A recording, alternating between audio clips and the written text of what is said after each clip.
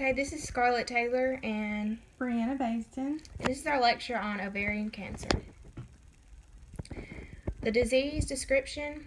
Ovarian cancer is a disease that normally begins in the ovaries, which are the female reproductive organs that produce hormones estrogen and progesterone. It's caused by cell mutations in DNA and is often not detected until the late stages. Some of the symptoms of ovarian cancer. This disease rarely has any symptoms up front because when it's caught, it's only caught in the late stages. Most people aren't fortunate enough to catch it early.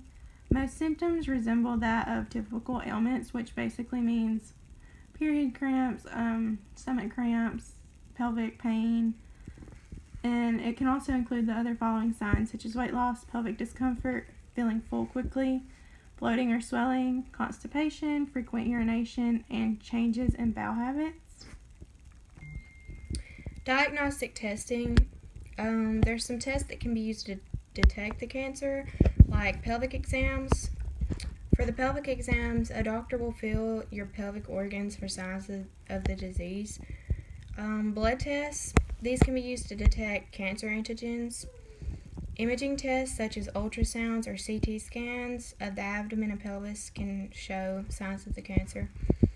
Surgery. This is in extreme cases where you can't tell from any of these tests, and they will remove one or more ovary for examination. Some of the organ systems affected, the two major ones are going to be your reproductive, which has your ovaries and the hormones. If you remove the ovaries, it can affect the fertility. The digestive system is affected because it causes constipation and changes in bowel habits. The endocrine system, which would be your hormones, are affected because the ovaries would not be producing those hormones because they are not there. Controllable and uncontrollable risk factors for this disease. Well, controllable factors are factors that you can control, like smoking or just habits.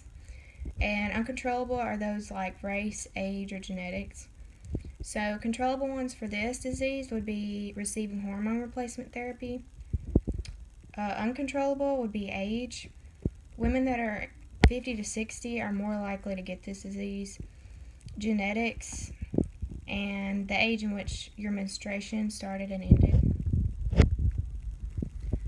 So you don't really have a lot of treatment options with this disease. Usually they don't find it fast enough or quick enough.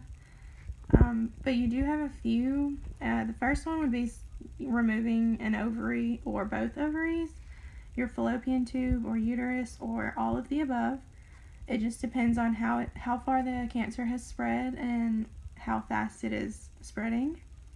In extreme cases, chemo can be used, and then surgery to remove as much of the cancer just to make sure it's all out of your body and it doesn't affect you any further. Prognosis. Prognosis depends on the stage and the type of cancer. There's 3 types, so epithelial, germ cell, and stromal. Epithelial consists of cancer covering the layer of tissue which covers the ovaries. Germ cell occurs in the egg-producing cells, and the stromal exists in the hormone-producing cells. According to the American Cancer Society, the 5-year survival rate for these 3 types is 44%. If detected in stage 1, it's 92%, but only approximately 15% of these cancers are detected in stage 1. These are the sites which we got this information, and thank you.